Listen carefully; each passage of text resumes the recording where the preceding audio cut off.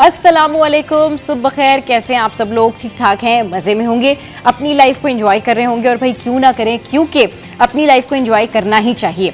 अच्छा जी, आज जो है हमारे पास बहुत कुछ है आपको बताने के लिए। तो सबसे पहले जो है वो हम बढ़ते हैं और हम सबसे पहले बात कर लेते हैं जनाब। अच्छा जी, एक मिनट, ज़रा सा मैं ये चीज़ें जो है वो थोड़ा रैपअप कर लूँ। अच्छा जी, सबसे पहले जो है वो हम बात करते हैं कि भाई हमारे पास बहुत सारे ऐसे लोग मौजूद होते हैं जिनको जो है वो ब्रेन में कोई ना कोई इशू होता है, जिनको जो है वो ब्रेन में कोई ना कोई प्रॉब्लम ज़रूर हो रही होती है। और इसके अलावा जो है वो बहुत ज़्यादा शिकायत कर रहे होते हैं कि हमें सर दर्द है, हमें जो है वो बहुत ज़्यादा स्ट्रेस फील होता है, हमें जो है वो बहुत ज़्यादा प्रॉब्लम होती है। लेकिन समहाउ लोग इसको बड़ा रैंडम ले रहे होते हैं, समहाउ लोग इसको जो है ना वो बहुत ज़्यादा इस तरीके से ले रहे होते हैं कि शायद ये स्ट्रेस जो है वो ठीक हो जाएगा। लेकिन ऐसा नहीं होता।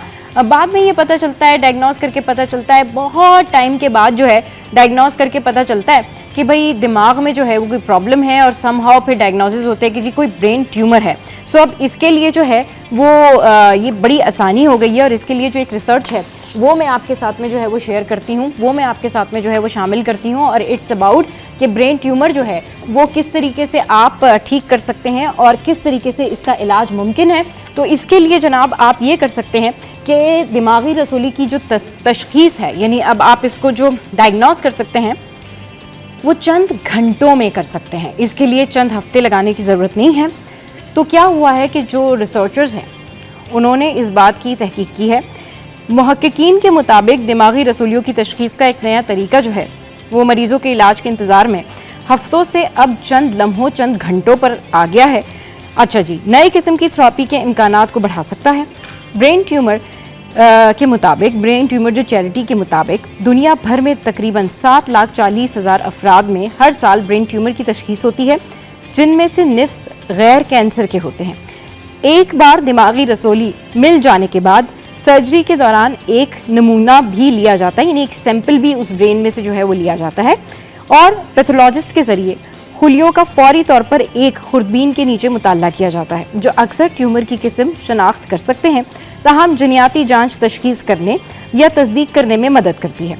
अच्छा जनाब, तो ये पूरी एक तहकीक है जो कि हमने आपके साथ में शेयर की और इट्स अबाउट ब्रेन ट्यूमर के। जनाब अगर जो है वो आप लोग चाहते हैं कि आपने अपने ब्रेन से रिलेटेड पता करवाना है कि जी हमारे सर में क्या प्रॉब्लम है, ब्रेन में क्या प्रॉब्लम है, क्यों स्ट्रेस फील होता है, क्यों सर भारी भारी लगता है, तो इसके लिए अब जो तशखीस है या फिर जो ब्रेन ट्यूमर को डायग्नोस करने का प्रोसेस है वो अब चंद घंटों पर मुहित हो गया है। अच्छा जी, आगे बढ़ते हैं और अब शामिल करते हैं सिटी अपडेट्स। और सिटी अपडेट्स में जो है वो सबसे पहले हम बात कर लेते हैं जनाब मौसम की। कुछ बात कर लेते हैं हम कि जी मौसम जो है वो आज दिन भर कैसा रहेगा। तो मौसम जो है वो आज दिन भर कैसा रहेगा ये आपको बताते हैं कि आज 11 बजे जो है मौसम की क्या सूरत हाल रहेगी। वैसे तो ओवरऑल जो है गर्मी बहुत ज़्यादा है। अच्छा जी, जो गर्मी बहुत ज़्यादा है उसके मुताबिक 11 बजे 34 सेंटीग्रेड, 12 बजे 34 सेंटीग्रेड, 1 बजे 35 सेंटीग्रेड और 2 बजे जो है वो 36 सेंटीग्रेड रहेगा। अच्छा जी, तो अब मज़ीद आगे बढ़ते हैं और अब हम कुछ बात करते हैं कि जी ट्रैफ़िक अपडेट्स क्या हैं हमारे पास। तो ट्रैफ़िक की जो अपडेट्स हैं वो कुछ इसी तरीके से हैं कि ट्रैफ़िक जो है वो ऑलमोस्ट मामूल के मुताबिक ही है। और जिस तरीके से मैंने आपको बताया कि रोज़ाना जो है वो अबुल हसन इस्फहानी रोड पर ट्रैफ़िक जो है वो बहुत ज़्यादा जैम रहता है और लोगों को काफ़ी ज़्यादा परेशानी का सामना करना पड़ता है। तो इस हवाले से ये आप देख सकते हैं, ये ट्रैफ़िक के मनाजिर हैं जिसमें जो है वो ट्रैफ़िक काफ़ी जैम है। तो करंट अपडेट जो है वो ट्रैफ़िक की कुछ इसी तरीके से है जो मैंने आपके साथ में शेयर की है।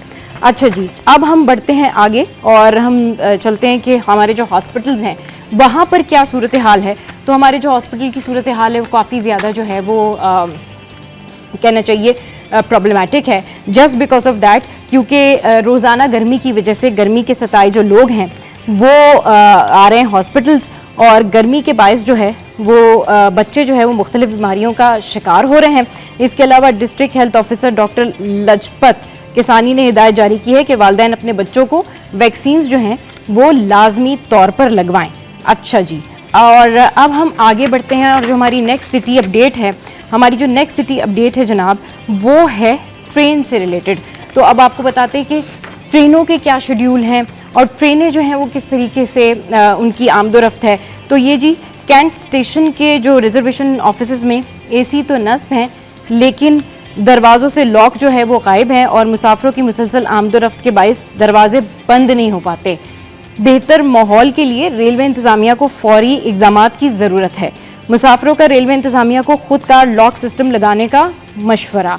अच्छा जी, तो ये तो हो गई जी हमारी रेलवे की अपडेट्स। अच्छा, इसके बाद जो है वो हम आ जाते हैं फ़्लाइट सिचुएशन में और आपको बताते हैं कि कौन सी फ़्लाइट जो है वो आ रही है, कौन सी फ़्लाइट जो है वो जा रही है एंड ऑल दैट। तो भाई फ़्लाइट सिचुएशन जो है वो किस तरीके से है? फ़्लाइट सिचुएशन में कुछ इस तरीके से है कि फ़्लाइट जो हैं वो मामूल के मुताबिक हैं और तमाम फ़्लाइट्स जो हैं वो मामूल के मुताबिक जा रही हैं और अभी तक जो है वो यही देखने में आया है कि लोग जो हैं इस हवाले से ज़्यादातर प्रेफर कर रहे हैं कि वो फ़्लाइट्स में जो हैं वो जाएं और अपने घरों तक जो है वो बाहिफाजत पहुंच जाएं। तो भाई आज जो लोग सफ़र कर रहे हैं, जो लोग ट्रैवल कर रहे हैं, हैव अ सेफ डे और आप बहुत आराम से जो है जा सकते हैं। अच्छा, अब हम आगे बढ़ते हैं और हम जानते हैं कि आज का जो माल का हाल है वो क्या है, करेंसी रेट्स जो हैं वो क्या हैं। तो हेयर वी गो नाउ, क्योंकि ये बड़ा ज़रूरी होता है। कुछ लोगों ने जो है करेंसी से रिलेटेड ना बहुत सारी चीज़ें करनी होती हैं, बहुत सारा काम सर अंजाम देना होता है,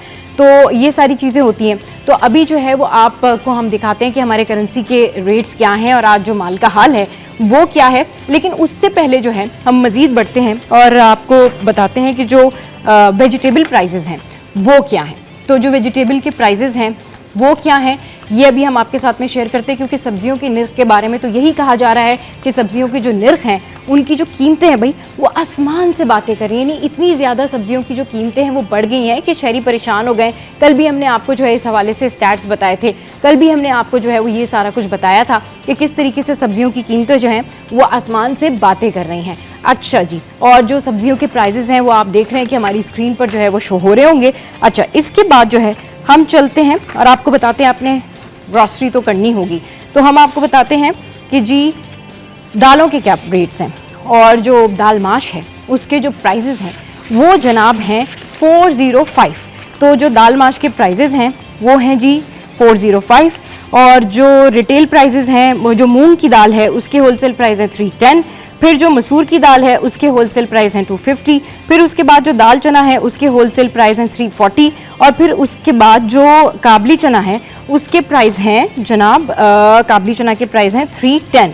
अच्छा जी, अब क्या चीज़ें हो गई हैं, अब हमारे पास जो है वो मटन के रेट्स हैं और चिकन जो है, अच्छा चिकन जो है उसके जो प्राइस हैं वो है 650, फिर बीफ के जो प्राइस हैं वो है 1150, मटन जो है वो है 200 और एग जो है वो है 260। अच्छा जी, तो ये तो जनाब सारी चीज़ें हो गई हैं। अब कुछ हम बढ़ते हैं सेल्स की जानिब। तो कहाँ कहाँ सेल लगी हुई है ये हम आपको बताते हैं कि जी कहाँ कहाँ सेल लगी हुई है। और सेल जो है वो खाड़ी पर है 70%, गुल अहमद पर है, लाइमलाइट पर है, जे डॉट पर है। तो यहाँ पर जो है वो सारी सेल्स जो हैं वो लगी हुई हैं। अच्छा जी, अब कुछ बात कर लेते हैं सिंध हाई कोर्ट के रिपोर्ट के हवाले से कि आज सिंध हाई कोर्ट में जो है वो कौन से अहम केसेस की जो है वो समाअत होने जा रही है। तो सिंध हाई कोर्ट में आज अहम केसेस की समाअत होगी। रेगुलर और आइनी बेंचेस के रूबरू मुख्तलिफ केसेस समाअत के लिए मुकर्रर किए गए हैं। लापता अफराद, गैर कानूनी तामीरात समेत अहम केसेस की समाअत होगी। कराची के मुख्तलिफ इलाकों में लापता होने वाले शहरियों की बाजियाबी से मुतालिक दरखास्तों पर समाअत होगी। तफ्तीशी हुक्काम पेशरफ रिपोर्ट अदालत में जमा कराएंगे। गैर कानूनी तामीरात और चाइना कटिंग के खिलाफ दरखास्त पर समाअत होगी। दरखास्त की समाअत जस्टिस मोहम्मद इकबाल कलूड़ो की सरबराही में 2 रुकनी जो बेंच है वो ये समाअत करने जा रहा है। Welcome back. तो जनाब इस वक्त हमारे सीनियर रिपोर्टर्स ने, करस्पॉन्डेंट्स ने हमें ज्वाइन किया है, तो उनसे बात करेंगे और आज की जो टॉप स्टोरी है उसके ऊपर बात करेंगे। ब्यूरो चीफ कराची अशरफ भाई इस वक्त हमारे साथ मौजूद हैं, महराज भाई हमारे साथ मौजूद हैं। अशरफ भाई, जिस तरीके से आप देख रहे हैं कि शहर में फायरिंग के बढ़ते हुए वाक़यात हैं, तो इस तरह से ये खबर है कि शहर में जो फायरिंग के मुख्तलिफ वाक़यात हैं जिनमें दर्जनों अफराद जो हैं वो जाँ बाक हुए, तो फायरिंग के वाक़यात में जाँ बाक और ज़ख्मी होने वाले शहरियों का डेटा सिटी 21 ने हासिल कर लिया। मुख्तलिफ मुकामात पर फायरिंग से 107 मर्द जो हैं वो शामिल हैं। फायरिंग के वाक़यात में 11 खातून, 4 बच्चे शामिल हैं। फायरिंग से 1 बच्ची भी जाँ बहक हुई। रवां साल फायरिंग से अब तक 379 मर्द जो हैं वो जख्मी हुए हैं और खवातीन 7 बच्चे और एक बच्ची भी जख्मी हुई है। 13 फायरिंग के तमाम वाक़यात जो हैं उसके मुकदमात जो हैं वो दर्ज हो गए हैं। तो ये हमारी सिटी सिचुएशन है अशरफ भाई, ये देखें, ये अमन व अमान की सूरत हाल है और ये हमारे सिटी 21 के जो है सारे फैक्ट्स हैं जो कि हमने डेटा इसका सारा जनरेट किया। देखिए सब जो कंसर्न है, जो सूरत हाल शहर की स्ट्रीट क्राइम की बात करें या जराइम की बात करें, बढ़ते जा रहे हैं। अब हम बात कर रहे थे, कल ही मिराज साहब हमारे क्राइम डेस्क हेड हैं, उनके साथ बात हो रही थी, मैंने कहा बकरीद आ रही है। हाँ। अब बकरीद आ रही है तो अब मैंने कहा कि भाई ये तो और बढ़ेंगे। हाँ। तो ऐसे ही डिस्कस हुए जैसे जानवर आते हैं। एक टाइम था कि यहाँ पे जानवर का हमने कभी नहीं सुना था कराची शहर में कि बच्चे रात भर घूमे। हाँ। अब जानवर चोरी होने लगे हैं। हाँ। इवन के आपने बांध के, अब कमरों में तो नहीं रखेंगे ना, भारी बांधेंगे घर के बाहर, तो वहाँ से भी चोरी हो रहे हैं। गैंग है। तो हमारी बात हुई तो मिराज साहब उस पर लगे हुए हैं। तो यहाँ पे जो आपका जो भैंस कॉलोनी आपने देखो मलीर में जो है, वहाँ पे वो लोग भी कंसर्न है। अभी वो लेटर लिखने जा रहे हैं कि यहाँ पे मतलब के कच्चे के डाकू आ गए। आप कंसर्न देखें कि वो जानवर को भी ले जाने के लिए लोगों को मार देंगे। अब मसला ये है कि सिक्योरिटी या अमन और अमान की जिम्मेदारी किसकी है? हुकूमत की। हुकूमत किसकी है? आपकी सूबाई हुकूमत। उसके बाद नीचे जो मुकामी जो उनके मुतलका इदारे हैं, सिक्योरिटी इदारे हैं। अब पुलिस की बात करें, पुलिस आपको पता है अगर उनसे बोलो तो भाई हमारी नफरी काम है। नफरी कम हो या ज़्यादा हो, आपको अमन अमान की सूरत हाल पे जो शहर का है उसको कंसर्न देखना होगा।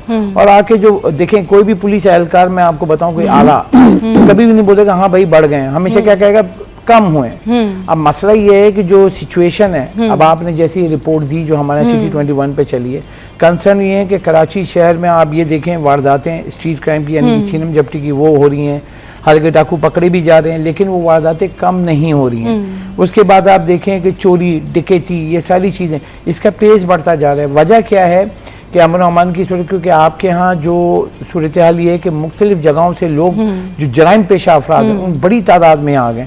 एक तो कच्ची आबादी आपकी इतनी है, आप हाईवे पे चले जाएं, हम लोग कितनी दफ़ा डिस्कस किया है कि वो आप हाईवे पे जाएं और आप जा रहे हैं मैमार की तरफ। अभी भी वीकेंड पे मैं गया, आप यकीन करें सबा इतनी ज़्यादा झोपड़ पट्टियाँ हैं, वहाँ कौन रह रहा है, क्या रह रहा है। हाईवे के साथ यहाँ से लेके आप जाएँ तो 5-5 किलोमीटर तक झोपड़ पट्टी है। अब वो वारदात करके वहाँ कौन रह रहा है आपको नहीं पता है, कहाँ से आया है आपको नहीं पता है। मतलब कराची शहर है, जिसकी मर्जी आती है आता है, अगवानी यहाँ पे घूम रहा है। मतलब जो ईरान के बरादर मुल्क वहाँ से लोग आए हुए हैं, बाकी जराइम पेशा अफराद जो हैं पूरे मुल्क से जो हैं वो आके ज़बरदस्त वाली जो है सेफ सिटी कहते हैं उनके लिए, या आके आराम से छुपो, कोई पूछने वाला नहीं है। वजह क्या है? एंट्री और एग्जिट पॉइंट। पंजाब में जाएं, ये करके दिखाएं जरा। अब आप देखें सेफ सिटी प्रोजेक्ट, वहां बोला गया लग गया। यहाँ बोल बोल के मतलब मुझे भी मतलब 10 साल हो गए। अब इन्होंने मिराज साहब ने कितनी रिपोर्ट बना दी, मैंने बजट में कितनी दफा दे दिया। सेफ सिटी प्रोजेक्ट क्या करता है कि आपको बताता है कहाँ पे कौन सी मूवमेंट हो रही है, क्या हो रहा है। अब उसकी क्विक रिस्पांस टीम होती है, आपने वही नहीं किया है। आपने फर्स्ट स्टेप में, आपने याद हो कितनी दफ़ा हमने खबरें दी कि वो मतलब कि रेड जोन में लगा है। वो भाई रेड जोन हमें नहीं चाहिए, उनकी तहफ़्फ़ुज़ नहीं चाहिए हमें तहफ़्फ़ुज़ चाहिए शहरियों की। हाँ। जिनके लिए वो बैठे हुए हैं असेंबली में या गवर्नर हाउस में या सीएम हाउस में बैठे हुए हैं। हाँ। आवाम के लिए बैठे हुए हैं। सही, वो अपने लिए नहीं बैठे हुए कि उनको सिक्योरिटी चाहिए, 500 कैमरे लगा दो। जो आवाम बेचारे, आप सोचें अगर यहाँ पे जान जाती है, उसकी फैमिली, उसके बच्चे, मतलब किसी के घर में जाके देखें तो आप सीरियस 2 दिन क्या 1 हफ्ता नहीं सोएंगी। आप वो देख देख के उठेंगी, शॉक करेंगे। अब यहाँ पे बैठ के जो हम लोग अभी कर रहे थे तो यही डायग्नोज किया कि 7 अजला हैं, 2 करोड़ की आबादी है। ये वो 2 करोड़ हैं जो कि मरदमशुमारी में है। इसमें 1 करोड़ वो लोग हैं जो कच्ची आबादी में रहते हैं, जो झुग्गियों में से, वो रजिस्टर्ड ही नहीं है। तो 3 करोड़ की आबादी का जो ये शहर है उसको सिक्योरिटी देनी है, तो इनको एग्जिट और एंट्री पॉइंट पे सख्त निगरानी करनी होगी। और जो लोग हैं इलीगल उनको फौरी तौर पे इनको ऐसा ऐलान करना होगा हुकूमत के साथ बैठ के, पुलिस और ये सारी रेंजर्स हो इसमें। ये हमारा मतलब मैं प्रपोजल दे रहा हूँ, क्योंकि हमेशा तजवीज़ के तौर पे ये हम देते हैं, क्योंकि पब्लिक हमसे पूछती है, हम इनके सीटों पे जो बैठे हैं उनसे। आप ये नहीं बोलें कि स्ट्रीट क्राइम कम हो गए, इस वक्त जाने बहुत कीमती हैं। यहाँ पे उसकी फैमिली कितनी मुतासर होती है, तो उन सब को हमें देखना होगा। उसके लिए ऐसे इकदाम करने होंगे कि उनको भी नजर आए कि ये खुलेआम अब दंदनाते हुए। आज भी 3 वीडियो आ चुकी हैं सबा स्ट्रीट क्राइम की। मतलब आप एक मोबाइल या पर्स लेने के लिए बंदे पे गोली मार रहे हो आप, तो उनके साथ क्या होना चाहिए? ये कानून भी वादे होना चाहिए। मतलब ये क्या लोग इसलिए घूम रहे हैं कि वो बेचारा यहाँ से जा रहा है। कॉजवे पे कितनी होती थी, तो हमने इतनी खबरें चलाई उन्होंने यहाँ चौकी बना दी। लेकिन आप देखें सिर्फ चौकी बनने से तो नहीं होता है ना, आप स्नैप चेकिंग करें, मॉनिटरिंग करें, जगह जगह जो आपकी मोबाइल मॉनिटरिंग हो, वो ऐलान हो जाता है बाइकें वाली आएंगी। अब मेराज साहब से पूछिए, पता नहीं कितनी बाइकों का बोला, फिर वो स्टेट बैंक पे घूमेंगे, जहाज पे आएंगे, ये सब ये सुन सुन के पक गए। लेकिन आवाम को कहीं अगर तहफ़्फ़ुज़ मिल रहा है तो आप मुझे बता दें किसी भी। आप तो अब डिफेंस की बात करें, डिफेंस में मैं बताऊं बड़े बिजनेसमैन है, फेडरेशन ऑफ के साबिक सदर, डिफेंस में मेन सिग्नल पे फैमिली के साथ जा रही थी, उनकी वाइफ है वो, उनको आके वो बाइक पे आए हैं, उनको देखा, उन्होंने कहा भाई ये ले लो। हाँ सही बात। उन्होंने कहा भाई जान से बढ़ के थोड़ी है, तो जाके वो उसे कहा बदतमीजी नहीं करना, आप मोबाइल ले लो। उन्होंने पैसे भी दे दिए, तो वो जो उनकी वाइफ है उनसे वो जेवर करने के लिए। तो मेन ये कि आपस में उन्होंने तुम्हें मना किया था कि ये पहन के नहीं जाओ। मतलब आप सोचें डिफेंस में ये वारदात हुई है, फेडरेशन ऑफ के साबिक सदर, तो मतलब मैं कितना डरूंगा। वो बोल रहे हैं डिफेंस जैसे एरिया में, वहाँ पे कितनी सिक्योरिटी है, वहाँ बाइक पे आया, सिग्नल पे गाड़ी रुकी, वो बैठे हुए, ड्राइवर गाड़ी चला रहे बैठे हुए। जब मैंने पूछा क्या हुआ, कह रहे हैं यार 2 दिन तो मैं आया नहीं। मतलब मुझे टेंशन हो रही थी कि मैं बाहर निकलूँ क्या, तो कह रहे मेरे बच्चे सारे कह रहे हैं अब्बा बाहर चलते हैं। आप सोचे कौन रहेगा। आप टैक्स की बात कर रहे हैं, आप बोल रहे हैं टैक्स नहीं देते हो, आप बिजनेसमैन को बोलते हो चोर है। आप जो आप लोग के पास चोर बैठे हुए उनको पकड़ो ना। आप उनकी फैमिली को, उन सबको गोली मार रहे हो, बाइक पे जा रहा है बेचारा, उसके पास क्या होगा, किस तरीके से किस परेशानी में जा रहा है, वो मोबाइल उसको चाहिए। भाई मैं फिर कह रहा हूँ, एक फिर प्रपोजल है जो सबसे मतलब आपके शिव शेडल जो बहुत हाई की पोस्टों पे रहते हैं, मैं बार बार उनकी बात आती है। भाई अगर आपको स्ट्रीट क्राइम खत्म करना है ना, तो इनके पास ये सब आईजी और ये सब बोलते हैं 25,000 क्रिमिनल हैं यहाँ पे सिंध में। 25,000 क्रिमिनल की लिस्ट बनाए, टॉप रैंकिंग निकालें, 100 बंदों को जो है ना आप ऐसी सजा दें कि 101वां जो है ना पिस्टल उठाते हुए 1 लाख दफा सोचे। ये इतना बड़ा कंसर्न है और ये सारे बैठे। आप बताएं कोई हुकूमती, ये आपने खबर अभी पढ़ी, ये हमने पढ़ दी, आपने पढ़ दी, हमने खबर दे दी, कोई हुकूमती नुमाइंदा आया, कोई वजीर आया, वजीर दाखिला है यहाँ पे। अभी भाई हाईवे पे कोई मसला हुआ आपको मोरों के पास, 2 दिन बन रहा है, वजीर दाखिला सिंध उसके घर पे हमला कर दिया। हम कहाँ बैठे हुए हैं भाई। मतलब वजीर दाखिला सिंध उसके घर पे आग लगा दी गई, हम कहाँ बैठे हुए। आप कंसर्न देखें कितना बड़ा कंसर्न है। और यहाँ पे कि हमने वो दिया, आप सोचे ऑयल टैंकर, उन्होंने कल प्रेस कॉन्फ्रेंस की, गुड ट्रांसपोर्टर उन्होंने प्रेस कॉन्फ्रेंस, माल बरदार गाड़ियाँ उसमें जो जाती हैं यहाँ से जो बनती हैं गाड़ियाँ, नहीं कुछ पंजाब में बनती हैं, कुछ कराची में सुजुकी बनती है, टोयोटा बनती है, तो पूरे मुल्क सप्लाई होती है, गाड़ियों में रख के लेके जाते हैं। उनको आग लगा दी, सही बात है। मतलब ये हमारी सिचुएशन है अशरफ भाई कि हम लोग हमेशा जब भी महराज भाई होते हैं या अशरफ भाई यहाँ मौजूद होते हैं, हम हमेशा ये बात कर रहे होते हैं कि हम ये चाहते हैं कि हमारे शहर में अमन अमान हो जाए, चोरियाँ नहीं हो, डकैतियाँ नहीं हो, दीगर चीज़ें नहीं हो। मगर आप देखें कि समहाउ अभी ये स्टैट्स हमारे सिटी 21 के स्टैट्स हैं जो अभी हम शेयर कर रहे हैं, कितनी ज़्यादा चोरियाँ डकैतियाँ और कितने लोग फायरिंग की नज़र हुए और जाँ भाग हुए। महराज भाई बिल्कुल, ये सिटी 21 ने नशर भी की खबर, लेकिन बात यह है कि इसमें बहुत सारे लोग तो ऐसे हैं जो कि ज़ाती झगड़ों के दौरान फायरिंग के वाक़यात में हलाक हुए। लेकिन जो अभी समझ लें कि आप 5 महीने में कराची के मुख्तलिफ इलाकों में डकैती और लूटमार की वारदातों में 50 से ज़ायद लोग जो हैं वो डकैती मज़ामत पर सिर्फ कत्ल हुए हैं, ठीक है ना। और वो जो 350 से ज़ायद लोग बताए जा रहे हैं उसमें तकरीबन 250 के करीब डकैती मुज़ाहमत पर ही हुए हैं। डाकू तो ऐसा लग रहा है कि शहर के अंदर दंदनाते फिर रहे हैं, उनको कोई पूछने वाला नहीं है। बात अभी जैसे मोरों की बात की, मोरों का जिक्र किया ब्यूरो चीफ साहब ने, तो बात यह कि हमें तो कानून नाम की कोई चीज़ नज़र ही नहीं आ रही है। मतलब आप देखिए ना कि वज़ीर दाखिला सिंध का घर, मतलब जो कि सूबे के तमाम कानून नाफिज करने वाले इदारों के सरबराह हैं, ठीक है, उनके एक इशारे पर IG सिंध कुछ भी कर सकते हैं, पुलिस चीफ कुछ भी कर सकते हैं, एडिशनल IGs हैं, DIGs हैं, जोनल SSPs हैं। लेकिन कितनी हैरत की बात है कि चंद लोग वो इस तरह से कुछ कर जाएं तो उनका कोई कुछ बिगाड़ने वाला नहीं है। अच्छा, यही सूरत चले, हम तो मोरो चले गए, अंदरूनी सिंध चले गए, कराची की बात कर लें आप। कराची में आज आप पुलिस चीफ जो जावेद आलम ओडो हैं, उनसे सवाल किया जाता है, जब भी सवाल किया जाता है वो इतनी खूबसूरती से आदाद शुमार के घेरे में लेते हैं कि बंदा सोचते रह जाए कि मेरा जो सवाल था वो क्या था और जवाब मुझे क्या मिला। आदाद शुमार के मुताबिक स्ट्रीट क्राइम में वो हमेशा कमी दिखाते हैं। और फिर उसको गुज़िश्ता साल से और फिर इलाकों में बांट के इस तरह से करके वो आपको जो है वो लाजवाब कर देंगे, मुतमईन कर देंगे। लेकिन जो ग्राउंड रियलिटी है वो मेरे और आपके सामने है। मैं और आप इस शहर में मूव कर रहे हैं और अपने आप को हर वक्त गैर महफूज तस्वुर करते हैं। किसी वक्त भी कोई दाएं से या बाएं से या सामने से या पीछे से आएगा और आपसे आपका सामान ले जाएगा। आपका और मेरा जहन बन चुका है कि डाकू आए तो उसको सामान खामोशी से दे देना, उसको बोलना भाई और कुछ चाहिए तो बता। कि ये जहन साजी हो चुकी है कि डाकू अगर आएगा तो उसको सामान जो है वो बिल्कुल खामोशी से दे देना है, क्योंकि अपनी जान बचानी है। असल में मसला ये ना कि कुछ लोग ना जिसको कहना चाहिए ना कि वो इस हद तक हो या पता नहीं क्या इसके पीछे लॉजिक होती है, वो इस हद तक चले जाते हैं कि वो किसी की जान लेने से भी दरेग नहीं करते। उनको ना अपने मुफाद अजीज होते हैं, चाहे वो दूसरे के साथ, मतलब कहना चाहिए कि आप इन लोगों की ना जहनी प्रॉब्लम होते हैं। ये अपने घरों से भी डिप्राइव होते हैं, जिंदगी में इन्होंने कुछ किया होता नहीं है, मेहनत इनसे होती नहीं है, कहीं इनका कुछ ना कोई जॉब होता है ना कुछ होता है, ये सड़कों पे होते हैं, इसी तरीके के लोग होते हैं। फिर ये लोगों को बुली करना शुरू करते हैं, उनको लूटना शुरू करते हैं। फिर मेराज भाई ये इस हद तक चले जाते हैं कि ये ना लोगों को मारने से भी नहीं डरते। यानी आप सोचें कि ये लोग एक मतलब कितना कि एक आम बंदे के पास 30,000 का मोबाइल होगा, जो रैंडम एक नॉर्मल बंदा है, 30,000 के लिए वो किसी की जान ले लेते। देखिए मैं आपको एक बात बताऊं, मैं इस बात को बिल्कुल नहीं मानता। हाँ। ये मेरा अपना जाती तजुर्बा है सही कि बेरोजगारी से तंग आकर कोई डाकू बन गया, ये 100 में से कोई 2% वाकयात होते हैं इस तरह के। अच्छा। हाँ, ये आदत होती है। यस, नहीं हाँ। हमारे यहाँ अब जो दौड़ है वो इजी मनी की है। हाँ। ठीक है ना, इजी मनी और कितनी जल्दी हासिल की जा सकती है और कितना कमाया जा सकता है और उससे कितना नशा किया जा सकता है। हाँ, सही।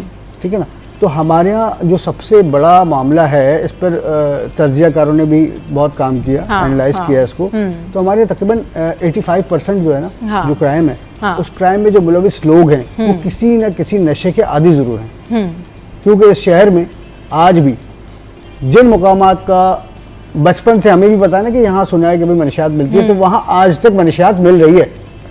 मनशियात के खिलाफ कितने बड़े बड़े दावे किए गए, कितनी बड़ी बड़ी मुहिमें इन्होंने चलाई हैं। आईजी सिंध ने भी, पुलिस चीफ ने भी, मुख्तलिफ तब्दील होते रहे पुलिस चीफ भी, सब ने ये दावे किए। लेकिन आज भी इस शहर में मनशियात खुलेआम बिक रही है। मनशियात का इस्तेमाल बढ़ रहा है। मनशियात के इस्तेमाल के बाद ये खास तौर पर जो आपको बताऊं, ये जो हम जिक्र कर रहे हैं ना कि भाई एक मोबाइल के लिए एक बंदे की जान ले लेते हैं, तो भाई वो अपने हवास में नहीं होता।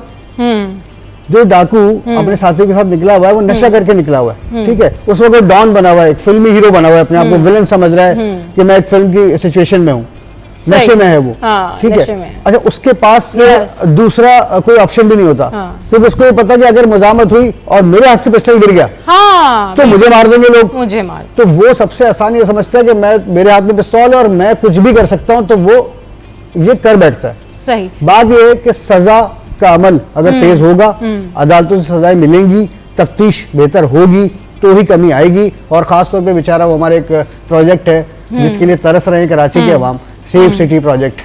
ठीक है ना, अगर वो बन जाता है तो शायद कुछ कमी आ जाए, लेकिन जब तक वो कंप्लीट नहीं होता, क्योंकि अभी भी सालों बाद अब ये आवाज आई है, आईजी संजय जो मैंने गुज़िश्ता हफ्ते में इंटरव्यू किया था, तो उनका ये कहना था कि जुलाई में इसका पहला मरहला मुकम्मल होगा।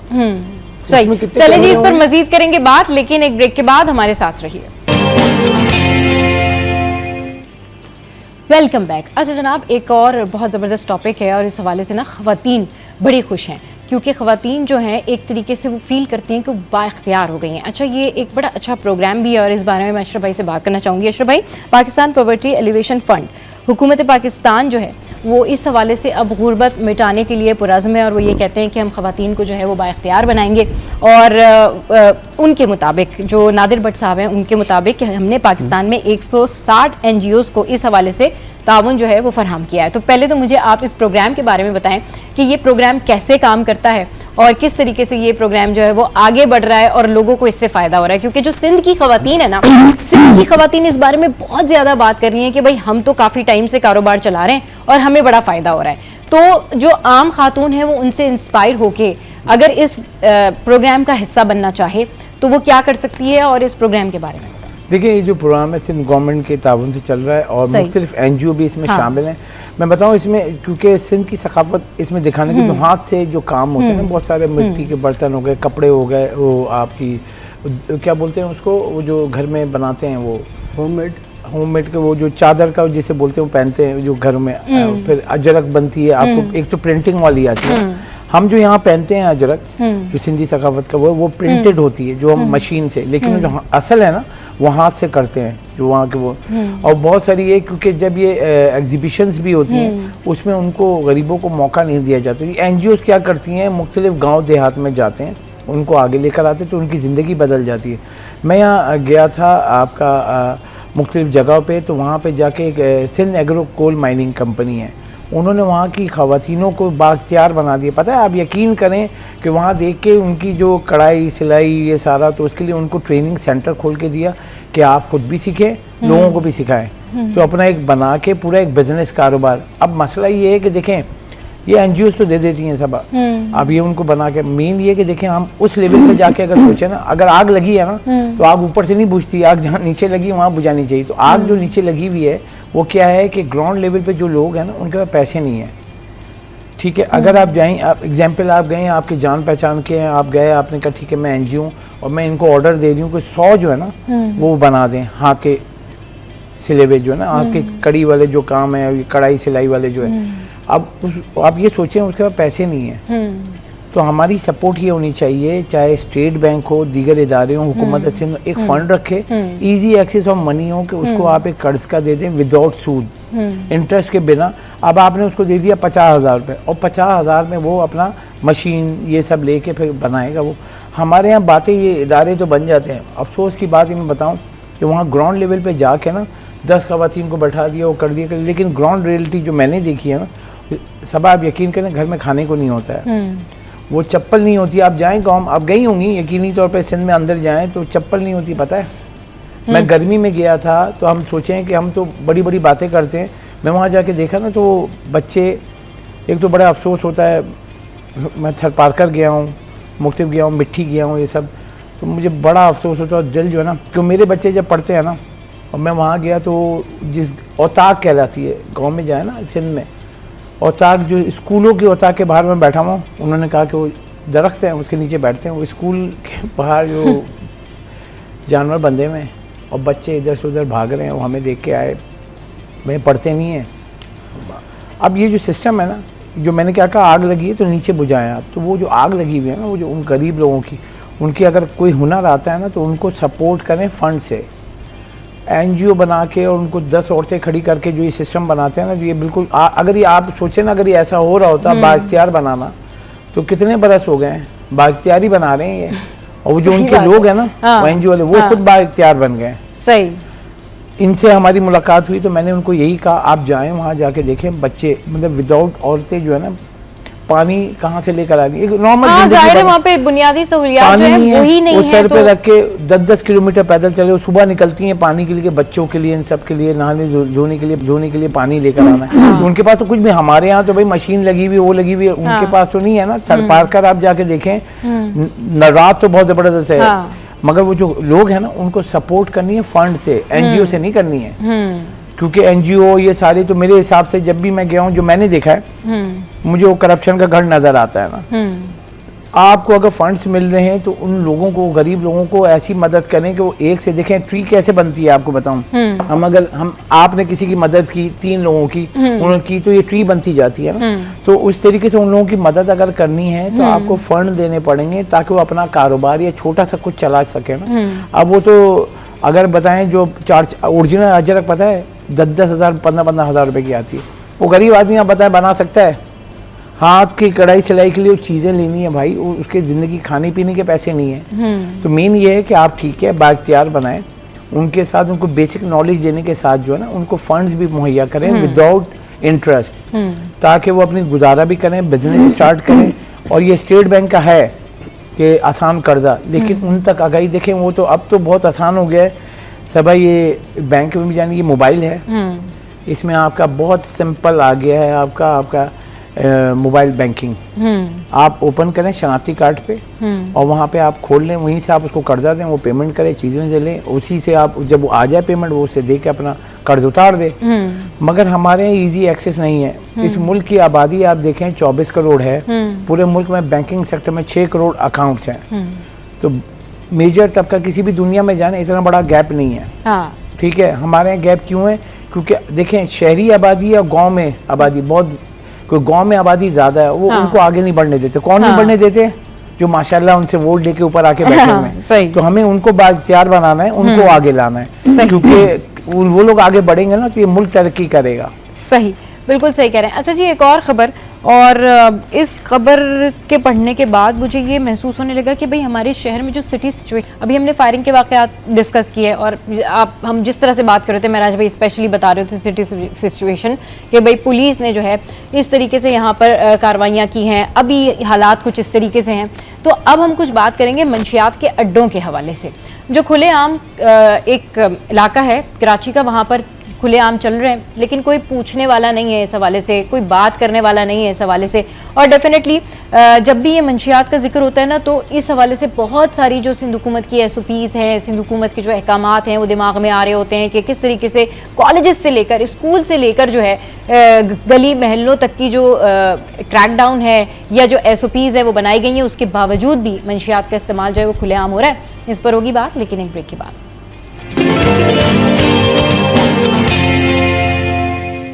Welcome back. तो जनाब, जिस तरीके से हम बात कर रहे हैं महराज भाई, मंशियात जो है वो जिस तरह से खुलेआम बिक्री है, या मंशियात के अड्डों पर, अभी रिसेंटली जो खबर है उसमें सराबगोट की हदूद में वाक़ जन्नत गुल टाउन का ये जो है इलाका है, जहाँ पर खुलेआम मंशियात फ़रोख्त जारी है। और इसकी वीडियो जो है वो भी बहुत वायरल है सोशल मीडिया पर, लोग उस हवाले से बात भी बहुत ज़्यादा कर रहे हैं। और इसकी जो वीडियो है उसमें जो है ना, बाज़ाब्ता तौर पर ओवरऑल कुछ इस तरह की है वो वीडियो के, उसके ऊपर देखा जा सकता है कि जो पुलिस एहलकार है वो किस तरह से मंशियात फरोशों के अड्डे पर वहाँ पर मौजूद है। और फिर वो जो है वो मंशियात, मतलब उस वीडियो में जो वायरल वीडियो हुई है उस हवाले से उस वीडियो के तनाजुर में बात हो रही है कि उस वीडियो में बाकायदा ये दिखाया गया है कि किस तरीके से वहाँ पर मंशियात फरोश जो हैं वो अपनी जो मंशियात है उसको बेच रहे हैं खुलेआम, वहाँ पर ये धंधा जारी है, बट कोई रोकने वाला नहीं है। तो इस हवाले से ज़रा बताएं इसकी इनसाइड स्टोरी क्या है। देखिए जी, सोराबगोट का जो टुकड़ा है ना, वहाँ पर हमने माजी में भी देखा और आज भी देख रहे हैं कि वो पुलिस के कंट्रोल से बाहर है। वहाँ पर एक तो अफगान बाशिंदों की बहुत बड़ी आबादी रिहाइश पजीर है, जो कि उसमें बहुत सारे लोग ऐसे भी हैं जो कि फेक कागजात की मदद से पाकिस्तानी तो बन चुके हैं, लेकिन बेसिकली अफगानी हैं। अच्छा, अब वहाँ पर जो है हमेशा से ये मशहूर रहा है कि जी आपको अगर मंशियात लेनी है या मंशियात अगर कहीं बिक रही है तो बोले सोराबगोट चले हैं, अल-आसिफ स्क्वायर के पीछे अफगान बस्ती है, उसके आसपास आपको मिल जाएगी। हाँ, तो ये माजी में भी हम सुनते रहे, पुलिस के दावे भी हम सुनते रहे और आज भी पुलिस के दावे सुन रहे हैं, लेकिन वीडियो तो देखें, वीडियो तो आपकी सारी पोल खोल के रख देती है, सारी कलर खोल देती है कि पुलिस कितने पानी में, कितने पानी में। तो बात यह है कि जन्नत गुल टाउन में अगर मंशियात बिक रही है तो आप क्या समझती हैं कि पुलिस को नहीं पता? राइट, क्या पुलिस वहाँ से हफ्ते के हिसाब से और मैंने जब वो वीडियो देखी ना, तो उस वीडियो के ऊपर मैं जरूर कमेंट करना चाहूंगी कि वो वीडियो जब वायरल हुई ना, तो बहुत सारे लोगों ने उस वीडियो के नीचे जो है ना ये सारा कुछ लिखा हुआ है पुलिस के दर है और ये मतलब कानून नाफिज करने वाले इदारे की दर है। जितने कॉन्फिडेंस से वो शख्स वो मंशियात फरोशी कर रहा है, मतलब वहाँ पे जिस कॉन्फिडेंस से वो धंधा जारी है, मिसाल ही नहीं मिलती, कोई डर ही नहीं है। मतलब तो डर क्यों होगा भाई? देखिए, इलाका थाने को हर चीज का पता होता है कि भाई मेरे अगर SHO को, हेडमोरल को, जो कि थाना चला रहे हैं ना, उसको सब पता है कि कौन सी गली में, कौन से नंबर गली में क्या हो रहा है, कहाँ गुटखा फरोख्त हो रहा है, कहाँ कारखाना चल रहा है, कहाँ मंशियात बिक रही है, कहाँ मंशियात तैयार हो रही है, कहाँ से सप्लाई हो रही है, सब उनको बिल्कुल पता होता है। ऐसा बिल्कुल नहीं कि उनको पता ना हो। बात यह है कि पुलिस को मुबैना तौर पर हर हफ्ते वहाँ से पैसे मिलते हैं, हर महीने वहाँ से पैसे मिलते हैं, और जब ऊपर से कोई प्रेशर आता है तो मुबैना तौर पर वही जो क्रिमिनल्स हैं वो उनको 2-4 बंदे भी देते हैं, थोड़ी मंशियात भी देते हैं कि जी बंद कर दें आप।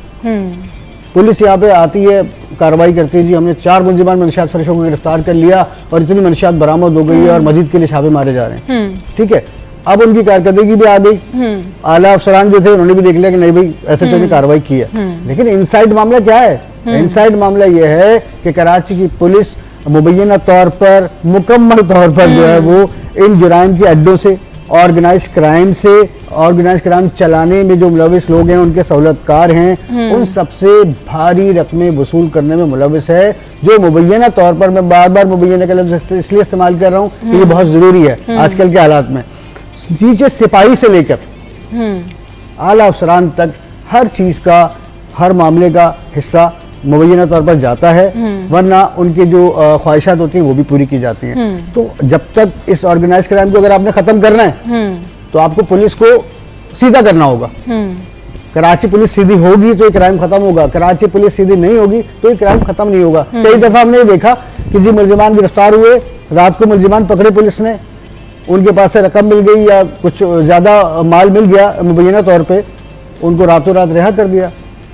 अब एक जुराइम पेशा शख्स को ये पता है कि यार मैं कुछ भी कर लूँ मैं छूट जाऊंगा, मुझे पैसे देने और मेरी जान छूट जाएगी। हाँ। तो भाई वो कोई और काम क्यों करेगा, वो खौफजदा क्यों होगा? हाँ। खौफ तो जब आए ना कि यार मुझे सजा मिलेगी हाँ। तो मैं शहर छोड़ के भाग जाऊं। हाँ।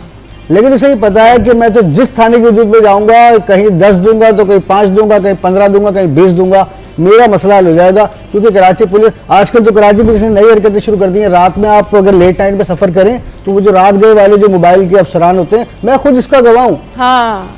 भाई आपको रोका, जी कहाँ से आ रहे हैं, जी कागजात, ये जी कागजात सब आपने दिखा दिया। इसके बाद क्या बोलेंगे, सर 4 आदमी हैं, प्लीज चाय पीनी है हमें। हाँ। यार मतलब लिटरली आप भीख मांग रहे हैं। सही बात है। मतलब आपके कागजात पूरे, बंदा सही निकल आया, फैमिली के साथ बैठा है, अब आप बोलेंगे सर 4 आदमी मोबाइल में चाय पी लेंगे। तो भाई ये सूरत हाल है। अगर ये सूरत हाल रहेगी कि अड्डे उसी तरह आबाद रहेंगे जिस तरह आज से 20 साल पहले थे, ठीक है ना। अगर इनको ठीक करना है, आपने संजीदा कदम उठाना है तो आपको अपनी पुलिस को सीधा करना होगा। और मैं ये बात मानता हूं कि अगर आईजी स्टैंड ले ले इस पर और पुलिस स्टैंड ले, किसी एक थाने में मंशियात नहीं बिक सकती, नहीं बिक सकती। चलें जी, बहुत शुक्रिया अशरफ भाई, मेराज भाई हमारे शो पर आए और आज हमने बहुत ज़बरदस्त कराची की जो टॉप स्टोरी थी वो आपके साथ में डिस्कस की, जिसमें मंशियात फरोशी और शहर में जो बढ़ते हुए फायरिंग के वाक़यात है जिस पर रिसेंट स्टैट सिटी 21 ने आपके साथ में शेयर किए। तो वो सारी सूरत हाल थी। शो में यहाँ वक्त एक ब्रेक का, हेडलाइंस के बाद वापस आएंगे और फिर अपने टॉपिक्स को कंटिन्यू करेंगे। Stay with us, keep watching city at 10।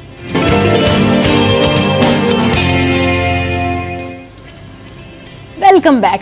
अच्छा जनाब, तो अभी आपको बताते हैं कि किस तरीके से आप अपने आप को मेंटेन कर सकते हैं। बहुत सारी खवातीन जो है ना वो एज कॉन्शियस होती हैं। बहुत सारी खवातीन जो है उनका प्रॉब्लम ये होता है कि भाई आप हम यानी कि जो खवातीन होती हैं उनका प्रॉब्लम ये होता है कि भाई किस तरीके से जो है वो अपने आप को मेंटेन किया जाए। अगर आप 40 इयर्स के हैं तो आप 20 इयर्स के कैसे नज़र आ सकते हैं, और आपके चेहरे पर झुर्रियाँ हैं, झाइयाँ हैं, एजिंग है, तो उसको आप कैसे ओवरकम कर सकते हैं। तो इस पर बात करने के लिए आज हमारे साथ मौजूद है रानी आपा और उनके साथ जो है अनीसुर रहमान मुस्तफ़ा मौजूद हैं। अस्सलाम वालेकुम, वेलकम टू द शो। कैसे आप दोनों, ठीक ठाक हैं? अल्हम्दुलिल्लाह। अच्छा जी, तो अब जो है वो रानी आपा यहाँ पर मौजूद हैं और जब रानी आपा मौजूद होना तो फिर हर मसले का हल फौरन निकल आता है। तो जनाब फिर अब मैं पूछती हूँ, आपा ये ज़रा बताएं कि बढ़ती हुई उम्र के असरात को या कहना चाहिए कि 40 की उम्र में बंदा 20 का कैसे नज़र आ सकता है? अच्छा, सबसे पहले तो देखें ये हर औरत का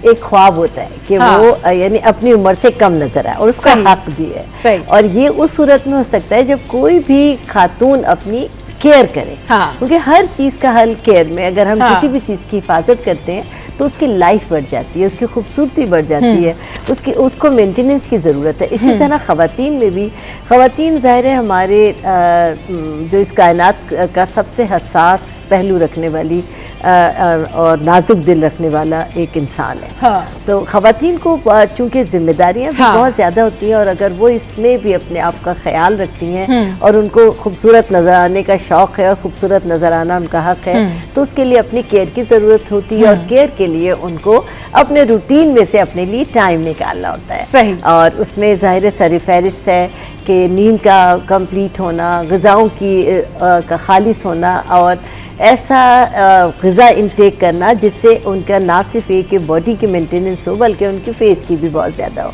सही। अच्छा, बढ़ती हुई उम्र जो चेहरे पर नज़र आती है वो केयरलेसनेस की वजह से नज़र आती है कि स्किन जो हमारी यानी सबूत है कि हम जवान हैं या बूढ़े हैं।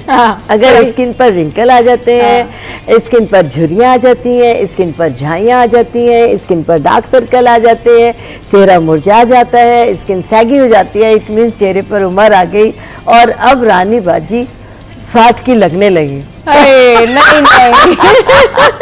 आप हमेशा जो है ना वो 20 की ही लगती है। यकीन करें रानी आपा, मतलब ऑब्वियसली मैं मैंने बहुत सारे जो है ना वो मॉर्निंग शोज किए हैं, लेकिन कभी ऐसा इत्तेफाक नहीं हुआ कि मैं रानी आपा से मेरी मुलाकात हुई हो। हाँ, जब मैं न्यूज में थी तो ये डिफरेंट मॉर्निंग शोज पर आती जरूर थी, बट समहाउ सलाम दुआ हुई, लेकिन हल्की फुल्की सी यादें। लेकिन आज मैं इनके सामने मौजूद हूँ, ये मेरे ही शो पर मौजूद हैं। पहले तो मैं ये बताऊं, मुझे बहुत ज्यादा खुशी हो रही है। दूसरा ये कि भाई आप यंग हैं, आप यंग लगती हैं, ऐसी कोई बात नहीं है। तो हम चाहते हैं कि जो आपका राज है ना यंग लगने का, वो जरा आज डिस्क्लोज कर दें, बता दें लोगों को भाई कैसे वो जवान रह सकते हैं। बिल्कुल, मैं सही आपको बता रही हूँ कि मैंने खुद अपना एग्जाम्पल इसलिए पेश किया कि जाहिर है माशाल्लाह मेरी एक उम्र है, और मैं भी एक औरत हूँ, तो मैं भी यंग लगना चाहती हूँ, जवान लगना चाहती हूँ, जवान रहना चाहती हूँ। इसके लिए जो मैं केयर करती हूँ, सबसे पहले तो देखिए अपने कीमती टाइम में से अपने लिए कुछ टाइम निकालें। सबसे पहले अपने ग़िज़ा में देखिए, जब हमारी स्किन लूज़ होती है, स्किन पर झुर्रियाँ आती हैं, स्किन पर रिंकल्स आ जाते हैं, स्किन सैगी हो जाती है, लटक जाती है, इट मीन्स हमारी स्किन में कोलेजन की कमी हो रही है। और कोलेजन जो है वो एक इलास्टिसिटी है, जैसे कि इलास्टिक को जब हम खींचते हैं तो वो दोबारा से अपनी जगह पर आ जाता है। ये यानी एक खिंचाव, एक इलास्टिसिटी, एक लेस है, यानी एक ऐसा मादा है जो खिंचता है और दोबारा रबड़ की तरह अपनी जगह पर आ जाता है। ये कोलेजन कहलाता है। और अपने कोलेजन को मेंटेन रखने के लिए सबसे पहले तो ग़िज़ा की ज़रूरत है, और ग़िज़ा के अंदर वो चीज़ें जो चीज़ जैसी आपको दिखती है और जो कुछ नज़र आती है वही उसका काम होता है। इसके लिए हमें अपनी ग़िज़ा में साबूदाने का इस्तेमाल कसरत के साथ करना चाहिए। इसके लिए हमें अपनी ग़िज़ा में एलोवेरा का इस्तेमाल करना चाहिए।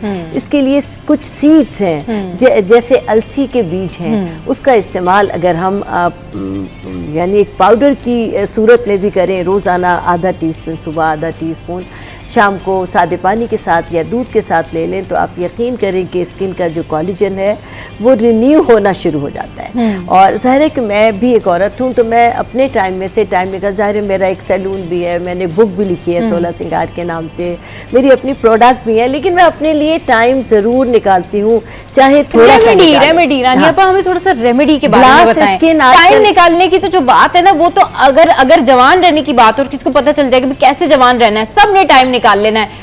बिल्कुल एक्यूरेट रेमेडी बताएं। सबसे पहले अपनी आजकल ग्लास स्किन का आपने सबसे सुना है कि ये कोरियन स्किन जैसी हमारी स्किन क्यों ना हो, आपकी भी होगी कोरियन स्किन। बिल्कुल, और बिल्कुल इसकी एक बहुत ही आसान सी रेमेडी है जो कि हर एक जानता है, लेकिन मैं खास तौर से बताना चाहूँगी जो मैं अपने इस्तेमाल में रखती हूँ और जो मैं अपने लोगों को बताती हूँ, वो ये है कि साबूदाना ले लीजिए आधा कप साबूदाना ले लीजिए और उसको एक बोल पानी में पकने के लिए रख दें धीमी आंच पे। तकरीबन आधे से पौने घंटे में वो जो साबूदाना फूल कर बहुत ज़्यादा हो जाएगा और बिल्कुल लेसदार गाढ़ा सा एक महलूल तैयार हो जाएगा। जब आप देख लें कि उसका दाना बिल्कुल गल गया है, वो बिल्कुल लेसदार हो गया, चूल्हा बंद कर दीजिए और रूम टेम्परेचर पर उसको ठंडा होने के लिए छोड़ दें। आप ये देखते रहिए, वो बेहतरीन एक शानदार सा लिक्विड बनेगा, बहुत ही चिपचिपाहट वाला, बहुत ही जब आप उसको देखेंगे तो उसके अंदर बहुत ज़्यादा लेस होगा और यही लेस आपकी स्किन को खूबसूरत तैयार कर देगा। इसमें से आप 1 टेबल स्पून ले लें रोज़ाना। आप इसको एक छान कर अच्छी सी एक बॉटल के अंदर रख दीजिए और उसके बाद रोज़ाना 1 चम्मच इस साबूदाने के लिक्विड का आप लें और उसके अंदर 1 टीस्पून बेहतरीन तेल होता है जो स्किन के लिए है, वो है कोकोनट ऑयल। वो बहुत अच्छा होता है, वो स्किन को बहुत अपलिफ्ट करता है बहुत ज़्यादा और उसकी ड्राइनेस को ख़त्म करता है। तो 1 टीस्पून उसके अंदर आप मिला लीजिए कोकोनट ऑयल और आधा टीस्पून आप डाल लीजिए शहद। और अगर स्किन बहुत ज़्यादा ख़राब है तो एक अंडा लें, अंडे के अंदर एक सुराख करें, उसमें थोड़ी सी सफ़ेदी ले लें और इसको मिक्स करके एक शानदार सा पेस्ट बनाएं और इस पेस्ट को तकरीबन 15 से 20 मिनट के लिए अपने चेहरे पर लगाकर छोड़ दें। और याद रखें कि ये एक मास्क की तरह होगा, लेकिन इसको फुल खुश्क मत होने दें, सूखने ना दें। ज़िंदगी में याद रखें कि जो मास्क आपके चेहरे पर लगाया जाता है किसी भी किस्म का, अगर वो फुल ड्राई हो गया तो आप देखेंगे कि आपको उसकी ड्राइनेस से पता चलेगा कि हमारा मास्क खुश्क हो गया। लेकिन अगर पूरी तरह खुश्क हो गया तो उस पर रिंकल्स आ जाते हैं और ये रिंकल जो मास्क के ऊपर आ रहे हैं वो आपकी स्किन पर आ सकते हैं। लिहाजा जैसे ही मास्क आपका यहाँ से खुश्क होना शुरू हो, इट मीन्स कि ये टाइम हो गया है कि आप इसको अपने फेस से रिमूव कर दें। तो ठंडे पानी के साथ अपने चेहरे को आप बिल्कुल अच्छी तरह रिंस कर लीजिए और उसके बाद आप देखें कि आपका चेहरा कैसा अपलिफ्ट हो जाएगा, टाइट हो जाएगा, रिंकल फ्री हो जाएगा। आप खुद हैरान हो जाएंगे। और रोज़ आना करना है ये। देखिए ये रेमेडीज़ जो होती हैं ये ऐसी नहीं होती कि आप इसको हफ्ते में कर लें, 15 दिन में कर लें, कभी कभी कर ली। जो अगर कोई रिज़ल्ट चाहिए तो डेली इसको इस्तेमाल करें, नहीं तो एक दिन छोड़ के करें, लेकिन कुछ दिन अगर डेली इस्तेमाल करेंगे तो आप देखेंगे कि वाकई वैसे तो यानी पहले रिंस के बाद ही आपको अपने चेहरे पर स्किन इतनी टाइट और इतनी अपलिफ्ट लगेगी कि आपको बहुत अच्छा रिजल्ट मिलेगा। लेकिन अगर आप थोड़े दिन इसको कंटिन्यू इस्तेमाल करें तो आपके चेहरे का हुस्न दुबाला हो जाएगा और बहुत यंग आपकी स्किन हो जाएगी। दूसरी फ्रेकल्स से सब परेशान है, पिगमेंटेशन, बिल्कुल, झुर्रियाँ, झाइयाँ और पिगमेंटेशन, अच्छा सनबर्न, हीट बर्न, रेडनेस, और फिर क्या होता है अनस्मूथ स्किन यानी खुरदरी स्किन। ये बहुत सारे लोगों का मसला है जिनकी खुरदरी स्किन होती है ना।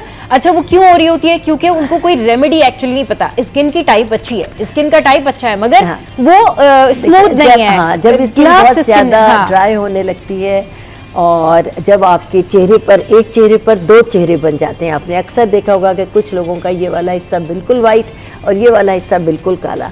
ये बहुत ज़्यादा जहरीली क्रीम इस्तेमाल करने से होता है। टू टोन जो होती है ना स्किन की, टू टोन स्किन, स्किन की टू टोन, इसी वजह से बिल्कुल टू टोन स्किन हो जाती है और स्किन इतनी ख़राब हो जाती है कि उस पर झाइयाँ हो जाती हैं, स्किन बिल्कुल पतली हो जाती है। अब करीब से देखें तो स्किन की सारी लेयर्स उतर चुकी होती हैं कि सम टाइम वो स्किन इतनी सेंसिटिव भी हो जाती है कि अगर धूप में जाएं या किचन में जाएं तो रेड हो जाती है, उस पर ब्लेमिशेस आ जाते हैं, बहुत प्रॉब्लम स्किन हो जाती है। लिहाजा मैं उन तमाम लोगों से कहूँगी कि जो शॉर्टकट के लिए जो बाज़ार में केमिकल वाली क्रीम्स अवेलेबल हैं उन्हें इस्तेमाल करते हैं तो उससे स्किन को 100% नुकसान होता है। तो आपके लिए मैं एक बेहतरीन रेमेडी बता रही हूँ जो इंशाअल्लाह ताला आपकी स्किन को रिंकल फ्री कर देगी।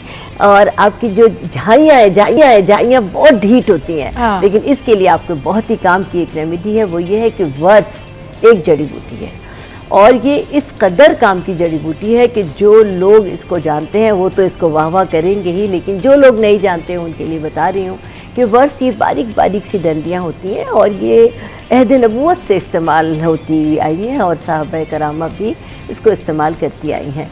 तो वर्स ले लीजिए, वर्स को पीस कर बिल्कुल फाइन पाउडर बना लीजिए और अपने पास रख लीजिए। वर्स को दूध में मिलाकर रात के वक्त तकरीबन 15 से 20 मिनट के लिए अगर उन झाइयों पर, उन दाग धब्बों पर, उन डार्क सर्कल पर एक पेस्ट की सूरत में, लेयर की सूरत में लगाएं 15 से 20 मिनट के लिए। और जब वो हल्का सा ड्राई होने लगे तो दूध में अपने दोनों हाथों को डिप करें और हल्के हल्के उसका मसाज करें। डेली ऐसा करने से अल्लाह के फजल से जो आपकी झाइयाँ हैं जो इतनी ढीठ किस्म होती है कि वो किसी तरह नहीं जाती, आप इसके इस्तेमाल से अल्लाह ने चाहा पहले से 2 या 3 दिन में आपको फ़र्क पड़ना शुरू हो जाएगा। और जब ये आप महसूस कर लें कि आपको फ़र्क 15 से 20 मिनट में पड़ने लगा है, तब आप वर्स को पीस कर ऑलिव ऑयल में मिलाकर अपने पास एक क्रीम बनाकर रख लीजिए और रोज़ाना रात को थोड़ा सा सोते वक्त लगा लीजिए।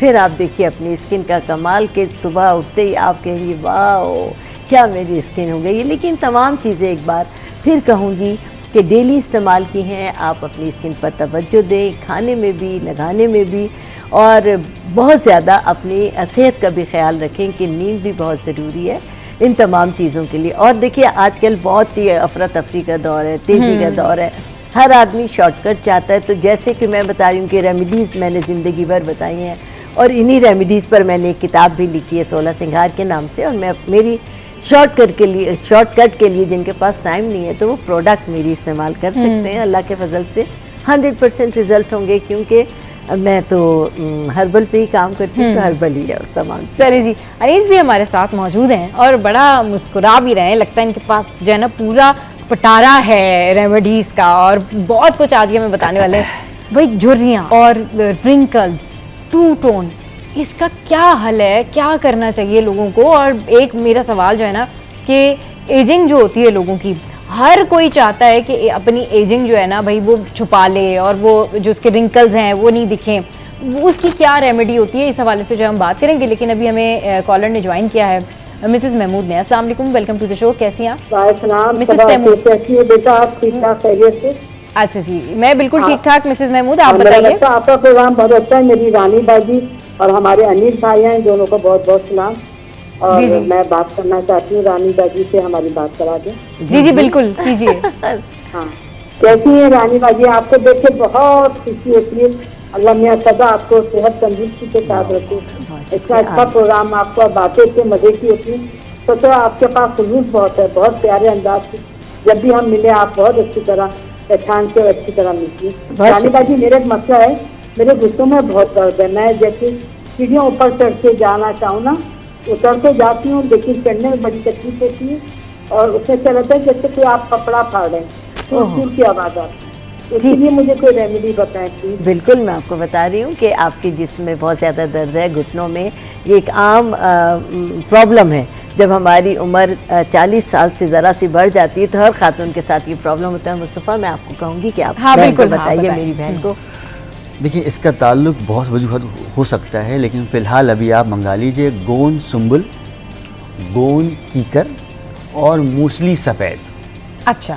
बस ये 3 चीज़ें हैं, इनको ग्राइंड कर लीजिए। हाँ। ग्राइंड करने के बाद 1 टीस्पून सुबह और 1 टीस्पून शाम खा लीजिए दूध के साथ। सही। तो इंशाअल्लाह ताला ये आपके घुटनों के दर्द को, माइग्रेन के दर्द को, यूरिक एसिड को भी कंट्रोल करेगा। क्योंकि असल में कुछ लोगों को पता नहीं होता कि हाँ। ये दर्द किस वजह से है। हाँ। तो इसीलिए वो बताया जा रहा है जो हड्डियों के लिए भी हो, इम्यूनिटी के लिए भी हो और अमराज के लिए भी हो। अमराज तो इंशाअल्लाह ताला ये इनके तीनों मसलों में काम करेगा इंशाअल्लाह। सही। चलें जी, अब आ जाते हाँ, हैं अभी हम अपने असल मुस्तफ़ा भाई टॉपिक की के तरफ ऊपर। आएंगे, लेकिन मुस्तफ़ा भाई अभी शो में यहाँ वक्त है एक ब्रेक का। ब्रेक के बाद जब वापस आएंगे तो फिर आपको बताएंगे कि झुर्रियों का क्या इलाज है। Welcome back. तो भाई बात हो रही है कि आप जो है वो बड़ी एज में छोटे कैसे नज़र आ सकते हैं, या 40 की उम्र में 20 के कैसे नज़र आ सकते हैं। झुर्रियाँ, झाइयाँ, टू टोन, ये सब रिंकल फ्री ये कैसे ख़त्म हो सकता है। मुस्तफ़ा भाई हमारे साथ मौजूद है। मुस्तफ़ा भाई जल्दी से टिप बता दें बस आप। देखिए, बात यह है कि चेहरा जो है ना, हाँ। हमारी बॉडी का आईना है। हाँ। जैसी अंदर से बॉडी होगी वैसे ही आपका चेहरा होगा। सही। अगर खून की कमी होगी तो चेहरे पे आएगी। हाँ। अगर इंटरनली तौर पर कमजोरी तो चेहरे पे आएगी। नींद की कमी है तो वो आंखों पे आएगी। तो इन सेंस देखा जाए तो भाई सबसे पहले तो आपको अपना इंटरनल ट्रीटमेंट करना पड़ेगा। जब आप आसाबी तौर पर, जहनी तौर पर, जिस्मानी तौर पर मुतमईन होंगे, सही होंगे, तो फिर आपका चेहरा ठीक हो सकेगा। बैरूनी तौर पर सब लगा लें लेकिन उसका फ़ायदा सिर्फ वक्ती तौर पर होगा। तो इसलिए आप सबसे पहले तो अपनी नींद को कम से कम 8 से 10 घंटे करना पड़ेगा। दूसरी बात ये कि टेंशन फ्री रहना पड़ेगा।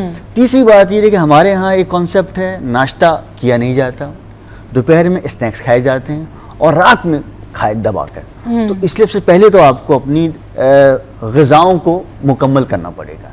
नाश्ता बहुत ज़रूरी है, दोपहर का खाना बहुत ज़रूरी है और रात को खाना कम से कम खाया जाए। तीसरा, एक्सरसाइज को अपना मामूल बनाया जाए। चौथी बात ये, शॉर्टकट से बचा जाए।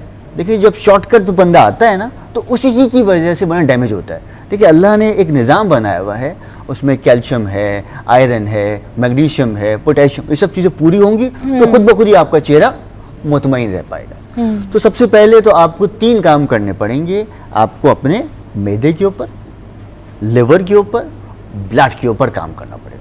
तो खुद ब खुद ही आपका चेहरा बेहतरीन हो जाएगा। तो उसके लिए आपको मंगाना पड़ेगा रेवंद चीनी, रेवंद खताई, बेज बंद और मीठा सोडा। अच्छा। ये 4 पीस लें। पीसने के बाद 1/4 टीस्पून दिन में 3 मरतबा खाएं। 1 मिनट दोबारा बताएं क्या क्या है। रेवंद खताई, रेवंद चीनी, मीठा सोडा, बीज बंद।